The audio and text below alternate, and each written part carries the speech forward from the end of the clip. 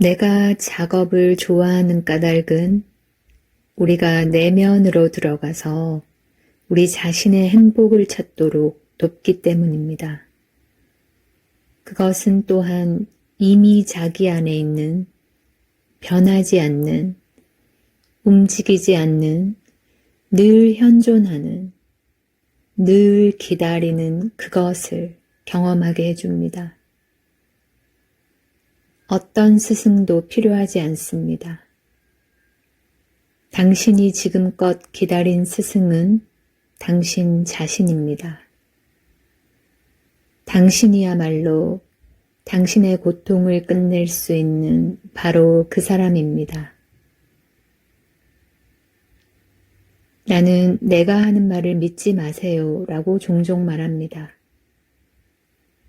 나는 당신이 내게 진실한 것이 아니라 자신에게 진실한 것을 찾기 원합니다. 그렇지만 다음의 몇 가지 원칙은 작업을 시작하는 사람들에게 많은 도움이 되었습니다. 현실과 다투는 생각을 알아차리기. 우리가 고통을 받는 것은 오직 지금 있는 현실과 다투는 생각을 믿을 때뿐입니다. 마음이 티 없이 맑을 때는 지금 있는 것이 바로 우리가 원하는 것입니다. 현실이 실제 있는 그대로와 다르기를 바라느니 차라리 고양이를 개처럼 짖게 하려고 애쓰는 편이 더 나을 것입니다. 온갖 노력에도 불구하고 고양이는 당신을 올려다보며 울 것입니다. 야옹. 현실이 실제 있는 그대로와 다르기를 바라는 것은 가망 없는 일입니다. 그런데도 우리는 고양이를 개처럼 짖게 하려고 애쓰며 평생을 보낼 수도 있습니다. 자세히 관찰해 보면 우리가 이러한 생각을 하루에도 수십 번씩 생각한다는 것을 알아차릴 것입니다. 사람들은 더 친절해야 해. 아이들은 예의 바르게 행동해야 해. 이웃들은 밤에 떠들지 말아야 해. 식품점 계산원은 더 빨리 계산해야 해. 남편은 혹은 아내는 내 말에 동의해야 해. 나는 더 날씬해야 해. 더 예뻐야 해. 더 성공해야 해. 이런 생각들은 현실이 실제 있는 그대로와 다르기를 바라는 방식들입니다. 이 말들이 우울하게 들리나요? 맞습니다. 우리가 느끼는 모든 스트레스는 지금 있는 현실과 다투기 때문에 일어납니다. 1986년에 내가 진정한 현실에 눈을 뜬 뒤 사람들은 나를 바람과 친구가 된 여자라고 불렀습니다. 내가 살던 바스토우는 바람이 심하게 부는 사막지대의 작은 읍이었는데 다들 바람을 싫어했습니다. 심지어 바람을 견디다 못해 그곳을 떠나는 사람들도 있었습니다. 내가 바람, 곧 현실과 친구가 된 까닭은 내게 선택권이 없다는 것을 깨달았기 때문입니다. 바람을 거부하는 것은 몹시 어리석은 짓임을 알게 되었습니다. 현실을 거부할 때 나는 100%의 시간을 잃을 뿐입니다.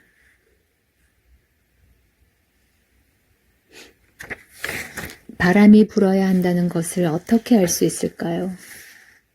바람이 불고 있습니다. 지금. 처음 작업을 접하는 사람들은 종종 이렇게 말합니다. 하지만 현실과 씨름하지 않으면 무기력해질 것 같아요. 현실을 그대로 받아들이기만 하면 수동적이 될 거예요. 행동할 의욕까지 잃을 거고요. 나는 대답 대신 이렇게 질문합니다. 당신은 그게 진실인지 정말로 알 수 있나요?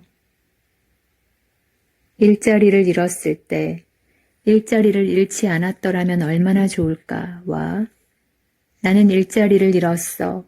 지금 내가 할 수 있는 일이 뭘까? 가운데 어느 쪽이 더 무기력하게 들리나요? 작업은 당신이 일어나지 말아야 했다고 생각하는 일이 실제로는 일어나야 했다는 것을 보여줍니다.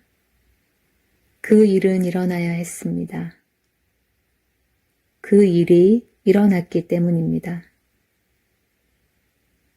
세상의 어떤 생각도 그 사실을 바꿀 수는 없습니다. 용납하거나 시인해야 한다는 말이 아닙니다. 지금 일어나는 일을 거부하지 않으면서 마음의 갈등과 혼란 없이 지켜볼 수 있다는 뜻입니다. 자녀가 병에 걸리기를 바라는 사람은 아무도 없으며 자동차 사고를 당하고 싶어하는 사람은 아무도 없습니다. 하지만 이런 일이 일어날 때 그 일을 마음으로 거부한다고 해서 무슨 도움이 될까요? 그 점을 알면서도 우리는 그렇게 합니다. 멈추는 방법을 모르기 때문입니다. 나는 지금 있는 현실을 사랑합니다. 내가 영적인 사람이어서가 아니라 현실을 거부하면 나 자신이 괴롭기 때문입니다. 우리는 현실이 있는 그대로 좋다는 것을 알 수 있습니다. 현실을 거부하면 긴장하고 좌절하기 때문입니다. 그럴 때는 마음이 편안하거나 자연스럽지 않습니다. 우리가 현실에 맞서기를 멈출 때 행동은 단순하게 물 흐르듯이 친절하게 두려움 없이 일어납니다.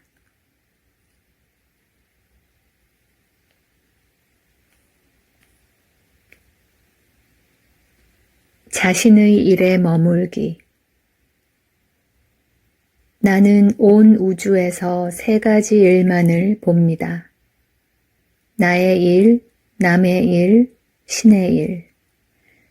내게는 신이라는 말이 현실을 뜻합니다. 현실은 신입니다. 현실이 다스리기 때문입니다. 나는 나의 통제, 당신의 통제, 모든 사람의 통제를 벗어나는 일을 신의 일이라고 부릅니다. 우리가 스트레스를 받는 까닭은 대부분 마음으로 자기의 일을 벗어나 다른 곳에서 살기 때문입니다. 너는 직장을 구해야 해. 너가 행복하기를 원해. 너는 시간에 맞춰 와야 해. 너는 건강해야 해. 라고 생각할 때 나는 남의 일에 간섭하고 있습니다.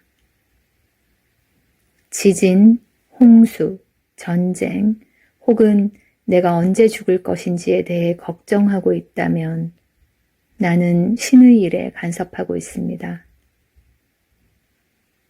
내가 마음으로 남의 일이나 신의 일에 간섭할 때는 분리가 일어납니다. 나는 이 사실을 1986년에 깨달았습니다. 내가 마음으로 어머니의 일에, 예를 들어 어머니는 나를 이해해야 해와 같은 생각으로 간섭할 때 나는 즉시 외로움을 느꼈습니다. 그리고 고통이나 외로움을 느꼈을 때는 늘 다른 사람의 일에 간섭하고 있었음을 알게 되었습니다. 만일 당신이 당신의 삶을 살고 있고 나도 마음속에서 당신의 삶을 살고 있다면 여기에 있는 나의 삶은 누가 살까요? 우리는 둘 다 거기에 있습니다. 마음으로 남의 일에 간섭할 때 나는 내 삶을 살고 있지 않습니다. 나 자신에게서 분리되어 있습니다. 그러면서도 왜 삶이 뜻대로 풀리지 않는지 의아해합니다. 무엇이 다른 사람에게 최선인지 안다고 생각하는 것은 내 일을 벗어나는 것입니다. 아무리 사랑으로 포장해도 그것은 순전한 오만이며 그 결과는 긴장과 걱정, 두려움입니다. 나는 내게 무엇이 옳은지 알고 있는가? 내가 할 일은 이것뿐입니다. 먼저 이 문제를 해결합시다. 남을 위해 남의 문제를 해결하려고 애쓰기 전에. 세 가지 일을 충분히 이해하고 자신의 일에 머무른다면 삶은 이제껏 상상하지 못한 방식으로 자유로워질 것입니다. 혹시 다음에 스트레스나 불편한 마음이 느껴지거든 지금 마음속에서 누구의 일에 간섭하고 있는지 자신에게 물어보세요. 웃음을 터뜨릴 수도 있습니다. 당신은 그 질문을 통해서 자신에게 돌아올 수 있습니다. 또 이제껏 진정으로 현존한 적이 없음을, 마음속에서 남의 일을 하며 살았음을 깨달을 수 있습니다. 일단 남의 일에 간섭하고 있음을 알아차리면 당신의 아름다운 자신으로 돌아올 수 있습니다. 한동안 이렇게 실천해 보면 당신이 해야 할 일은 아무것도 없으며 당신의 삶은 저절로 완벽하게 흘러가고 있음을 알게 될 것입니다.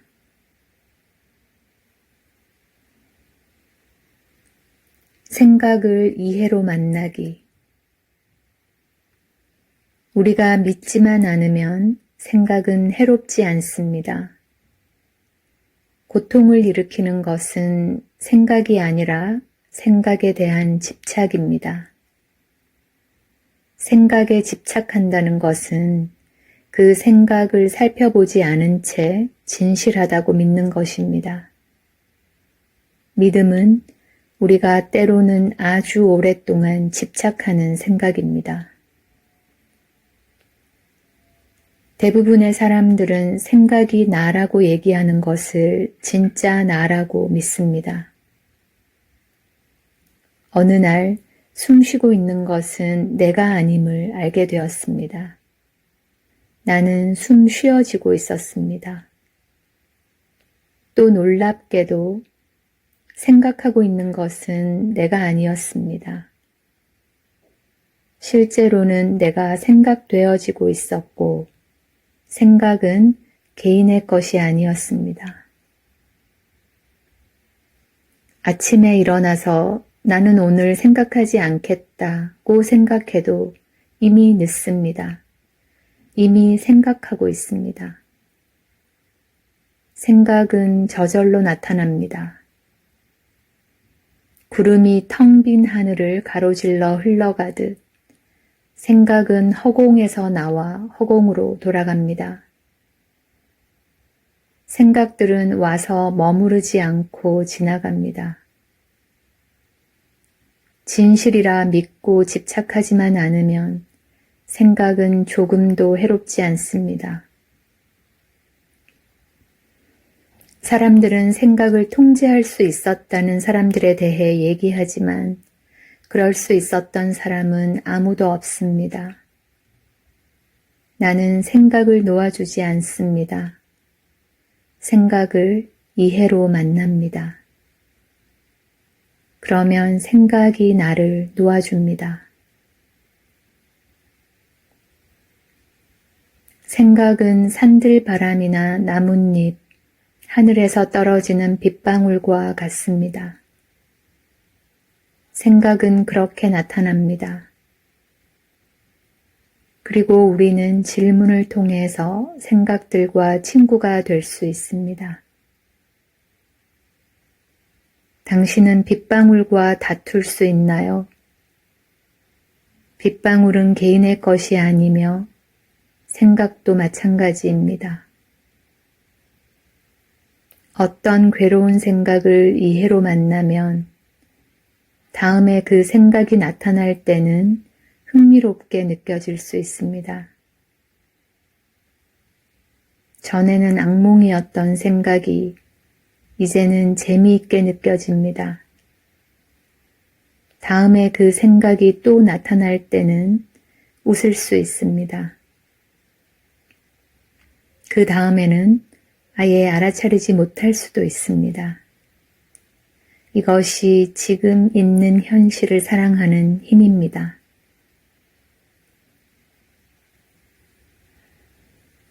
자신의 이야기를 깨닫기.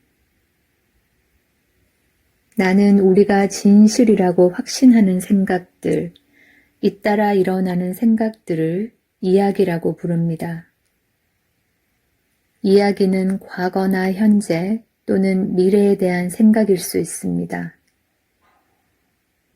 이야기는 뭐뭐 해야 해 라거나 뭐뭐 했으면 좋았을 걸 또는 그것은 무엇 때문이야 라는 등의 생각일 수 있습니다.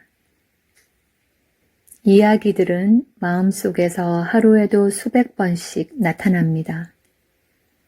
잠에서 깨어 방에서 걸어 나올 때 어떤 사람이 미소를 짓지 않거나 응답 전화를 하지 않을 때 낯선 사람이 자신을 보고 미소를 지을 때 중요한 편지를 열어보려 할 때 가슴에서 낯선 느낌이 느껴질 때 직장 상사가 당신을 호출할 때 또는 배우자나 애인이 당신에게 어떤 목소리 톤으로 말을 할 때 우리의 마음속에는 그런 이야기들이 나타납니다. 이야기들은 이런 것들이 무엇을 뜻하는지 우리에게 얘기하는 검증되거나 조사되지 않은 이론들입니다. 우리는 그것들이 단지 이론에 불과하다는 것을 깨닫지 못합니다. 예전에 내가 동네 식당에 갔을 때였습니다. 여자 화장실에 들어가는데 한 여자가 칸막이 문을 열고 나왔습니다. 우리는 서로 미소를 지었고 내가 칸막이로 들어가 문을 닫자 그녀는 노래를 부르며 손을 씻기 시작했습니다. 목소리가 참 아름답구나 라고 나는 생각했습니다. 그녀가 떠나는 소리를 들었을 때 변기의 앉는 자리가 흠뻑 젖어 있는 것을 보았습니다. 누가 이런 짓을 한 거지? 그리고 생각했습니다. 대체 저 여자는 어떻게 받침대에 온통 소변을 묻혔지? 변기 위에 서 있었나? 그 여자가 실은 남자일 거라는 생각이 떠올랐습니다. 여자 화장실에서 가성으로 노래하는 여자 옷을 즐겨 입는 변태 성욕자. 그 여자, 그 남자를 뒤쫓아가서 그가 변기를 얼마나 지저분하게 만들어 놓았는지 알게 해야겠다는 생각이 스쳐갔습니다. 변기 받침대를 닦는 동안 그를 비난하는 온갖 생각들이 떠올랐습니다. 그 뒤 변기 물을 내리자 변기통에서 물이 솟구쳐 받침대 위까지 넘쳐 흘렀습니다. 나는 그 자리에 서서 웃을 수밖에 없었습니다. 다행히도 이때는 내 이야기가 더 진행되기 전에 자연히 전후 사정이 파악되었지만 보통은 그렇지 않습니다. 나는 생각에 질문하는 법을 발견하기 전에는 이런 생각을 어떻게 멈출 수 있는지 알지 못했습니다. 작은 이야기들은 큰 이야기들로 자라났습니다. 큰 이야기들은 삶에 대한 주요한 이론들로 자라났습니다. 삶이란 얼마나 괴로운 것이며 세상은 얼마나 위험한 곳인가 하는 이론들. 결국 나는 너무나 두렵고 우울한 나머지 침실을 떠날 수도 없었습니다. 조사되지 않은 이론으로 지금 일어나는 일들을 해석하고 그런 사실을 알아차리지도 못할 때 당신은 내가 꿈이라고 부르는 상태에 빠져 있습니다. 꿈은 괴로운 꿈으로 바뀔 때가 많고 때로는 악몽이 되기도 합니다. 이럴 때면 그런 이론에 대해 작업을 해서 그 이론이 진실한지 확인해 보고 싶어질 수 있습니다. 작업을 할수록 마음을 불편하게 하는 이야기들이 줄어듭니다. 그런 이야기가 없다면 당신은 누구일까요? 당신의 세계는 얼마나 많은 부분이 확인되지 않은 이야기들로 채워져 있나요? 조사해 보기 전에는 알 수 없습니다.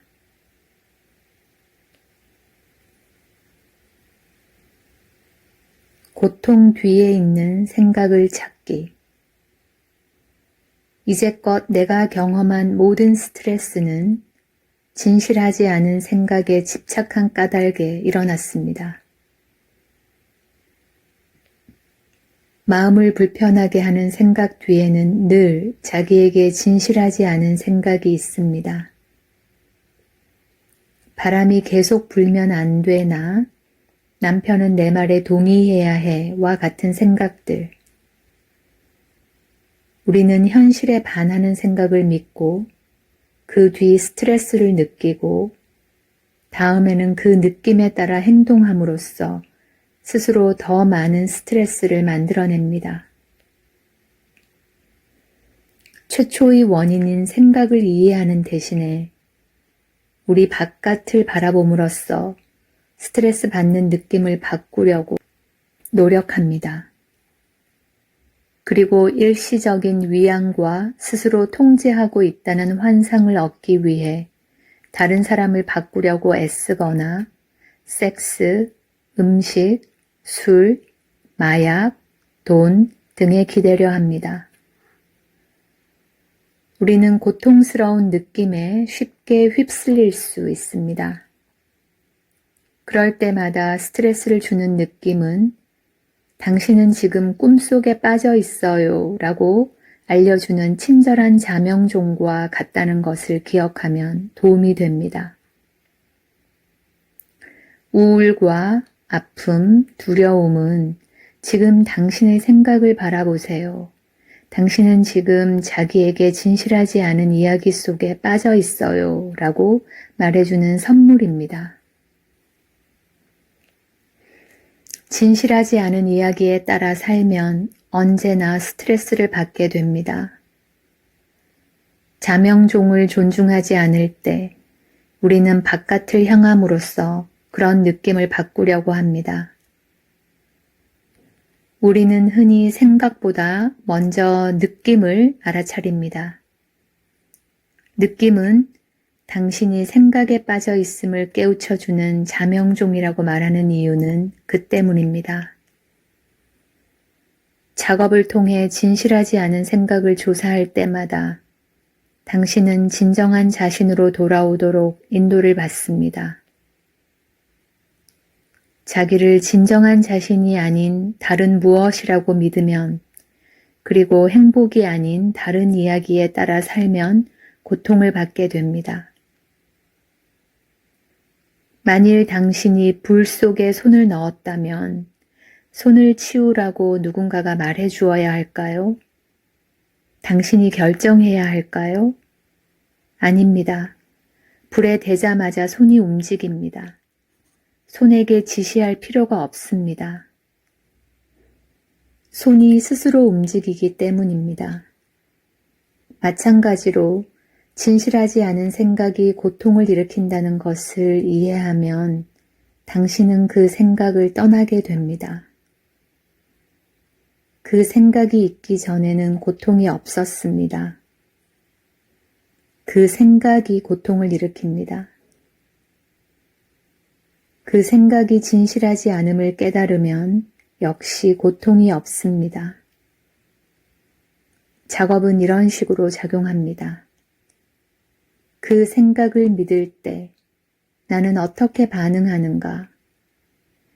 불 속에 있는 손. 그 생각이 없다면 나는 누구일까? 불길 밖에 있는 우리는 생각을 바라보고 불 속에 있는 손을 느끼고 자연스럽게 원래 위치로 돌아갑니다. 누구에게 지시받을 필요가 없습니다. 나중에 그 생각이 다시 올라오면 마음은 저절로 불을 떠납니다. 우리는 작업을 통해서 내적인 원인과 결과를 알아차립니다. 그러면 모든 고통이 저절로 풀리기 시작합니다. 탐구. 나는 탐구를 작업과 같은 뜻으로 씁니다. 탐구하거나 조사한다는 것은 어떤 생각이나 이야기에 4가지 질문을 하고 그것을 뒤바꾸는 것입니다. 탐구는 혼란을 끝내고 내면의 평화를 경험하는 길입니다. 세상이 혼돈으로 가득 차 보일 때도 마찬가지입니다. 무엇보다도 우리는 탐구를 통해 우리가 이제껏 찾고자 했던 모든 대답이 늘 우리 안에 있다는 것을 깨달을 수 있습니다. 탐구는 하나의 기법 이상입니다. 그것은 우리의 내면 깊은 곳으로부터 우리 존재의 본성을 되찾게 합니다. 한동안 탐구를 계속하면 탐구는 내면에서 스스로 생명력을 갖게 됩니다. 생각들이 나타날 때마다 탐구도 나타납니다. 생각과 균형을 이루는 짝으로서 이 내면의 동반 관계는 당신을 명쾌하게 해주며 당신이 친절하고 유연하고 두려움 없이 즐겁게 귀 기울이는 경청자로 자기 자신을 알아가는 학생으로 억울해하거나 비난하거나 원망하지 않는 친구로 살게 해줍니다. 때가 되면 깨달음은 삶의 방식으로서 저절로 경험됩니다. 기쁨과 평화는 자연스럽게 필연적으로 돌이킬 수 없이 마음 구석구석에 모든 관계와 경험에 스며듭니다. 그 과정은 너무 미묘해서 알아차리지 못할 수도 있습니다. 당신이 아는 것은 오직 전에는 고통스러웠지만 지금은 그렇지 않다는 것일 수도 있습니다.